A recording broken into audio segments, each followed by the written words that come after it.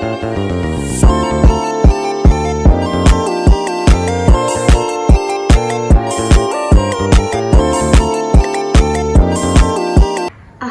pada kesempatan kali ini saya dan teman-teman saya akan menyampaikan materi mengenai landasan kurikulum. Untuk pembahasan yang pertama, saya akan menjelaskan pengertian dari landasan kurikulum.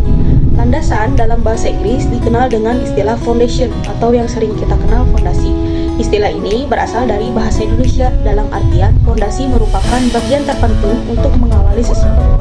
Maksudnya, dasar yang menjadi tempat dimulai suatu perbuatan atau peristiwa yang akan dilakukan. Kurikulum diartikan sebagai pedoman, proses, langkah-langkah, dan bahan ajar yang harus ditempuh agar dapat menggapai tujuan pendidikan yang mana pendidik dan peserta didik berperan penting di dalamnya. Jadi, landasan kurikulum adalah dasar terbentuknya kurikulum sebagai seperangkat rencana yang akan dilakukan serta pengaturan mengenai isi dari bahan pelajaran serta bagaimana cara kita menggunakannya sebagai pedoman penyelenggaraan kegiatan belajar mengajar. Selanjutnya, bahasan mengenai landasan kurikulum. Yang pertama ada landasan religius. Landasan religius ini merupakan landasan yang paling penting bagi kehidupan kita sehari-hari, yang mana menjadi pondasi yang paling penting. Mengapa? Karena landasan kurikulum ini merupakan landasan yang bersumber kepada keyakinan dan kepercayaan kita terhadap Tuhan Yang Maha Esa. Selain itu juga, landasan kurikulum memiliki fungsi yang banyak. Yang pertama sebagai landasan moral dan spiritual. Landasan moral dan spiritual ini memiliki fungsi diantaranya untuk membedakan mana hal yang benar dan mana hal yang buruk. Yang kedua, menemukan rasa pengertian dan kasih sayang. Yang ketiga, memberikan kekuatan serta ketenangan jiwa. Yang keempat, untuk memberikan motivasi kepada manusia agar senantiasa melakukan kebaikan pada manusia lainnya. Akhirnya, tanpa menyinggung. Yang kedua ada landasan filosofis.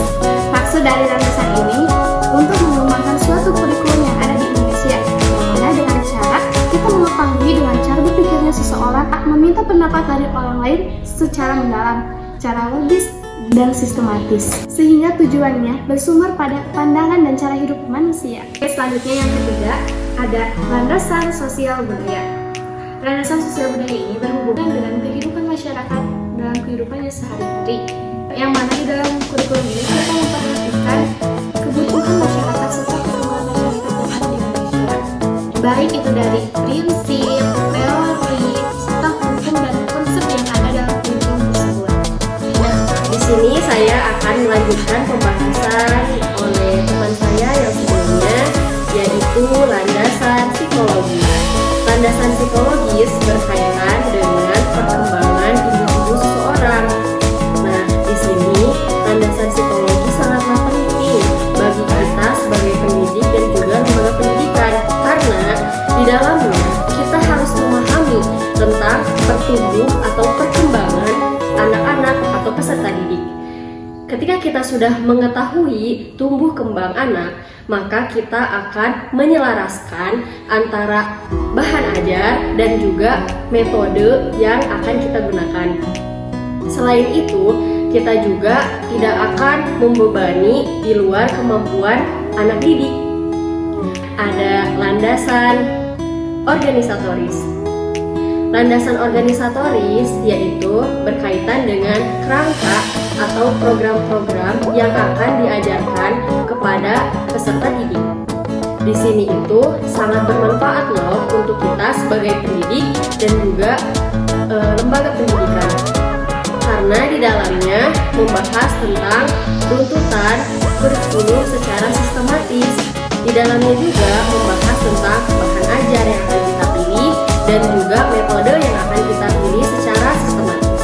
Selain itu, anak-anak juga bisa mengetahui tentang kemana tujuan pendidikan yang telah kita tetapkan.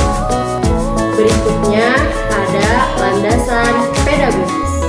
Landasan pedagogis berkaitan dengan teori dan praktik. Maksudnya, ketika kita menemukan anak-anak yang memang dari rumahnya ya atau dalam lingkungannya tidak sesuai dengan etika masyarakat yang telah berlaku, maka fungsi kita sebagai pendidik adalah membimbingnya ke jalan yang lebih baik dan benar. Selain itu, ketika kita mengetahui bahwa kita adalah seorang pendidik muslim atau muslimah, maka di sana peran kita sangatlah penting karena kita berperan sebagai murabi, muadzin, muallim, dan sebagainya. Kita haruslah menjadi figur bagi anak-anak. Dan di sini kita akan melahirkan generasi yang beriman, bertakwa, dan berprestasi. Baik, kita telah sampai pada pembahasan terakhir, yaitu mengenai tujuan landasan kurikulum pendidikan. Di sini terdapat 4 tujuan dari landasan kurikulum.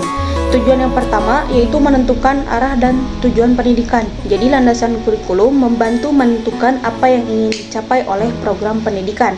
Hal ini dilakukan dengan mempertimbangkan filosofis pendidikan, kebutuhan masyarakat, dan perkembangan peserta didik. Tujuan yang kedua yaitu memilih isi kurikulum. Maksudnya, landasan kurikulum membantu memilih materi pelajaran yang relevan dan bermanfaat bagi peserta didik. Hal ini dilakukan dengan mempertimbangkan sosiologi, psikologi, dan pedagogis. Tujuan yang ketiga yaitu mengembangkan metode pembelajaran. Di sini landasan kurikulum membantu memilih metode pembelajaran yang tepat dan efektif untuk mencapai tujuan pendidikan. Hal ini dilakukan dengan mempertimbangkan pedagogis dan psikologi belajar. Tujuan yang terakhir yaitu mengevaluasi hasil belajar. Jadi landasan kurikulum membantu menentukan cara mengukur dan menilai hasil belajar peserta didik. Hal ini dilakukan dengan mempertimbangkan tujuan pendidikan dan metode pembelajaran.